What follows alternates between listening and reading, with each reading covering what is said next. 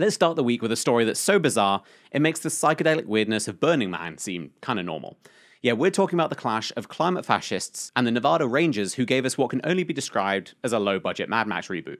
Now, Burning Man, according to one of its co-founders, is guided by 10 key principles: radical inclusion, gifting, decommodification, radical self-reliance, radical self-expression, communal effort, civic responsibility, leaving no trace, participation, and immediacy. Some of those are actual words. Of course, nothing says radical inclusion like having to pay hundreds, if not thousands of dollars to sit in the middle of the desert with a bunch of hippies with no plumbing or deodorant. You're essentially paying to be homeless, but with more sand up your ass. But despite this festival being totally civically responsible and doing whatever immediacy means, climate change fascists won't even let celebrities enjoy a good time. These so-called activists, otherwise known as unemployed children who have nothing better to do, have moved on from sending out abused teenagers to do their bidding. How dare you! And they've now gone nuclear. Or whatever the green version of nuclear is. Solar. Across the world, at least in places where they know they won't get killed on the spot, they're throwing paint on paintings, gluing themselves to roads, and holding up traffic. Now you might ask, what's green about causing congestion? But remember, don't ask questions, just shut up and worship the sun god. And now it seems things have gotten so bad that even Burning Man isn't safe.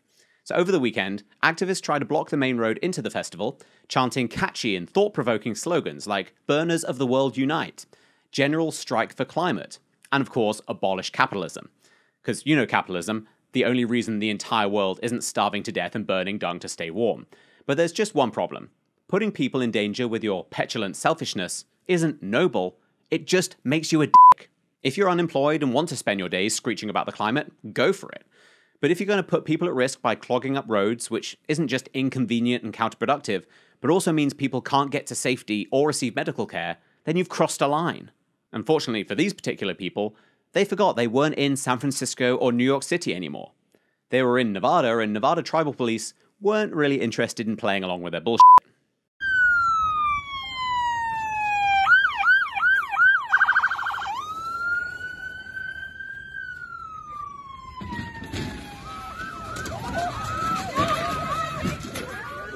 Did anyone get that? Yeah. Daryl! Better move. They've changed!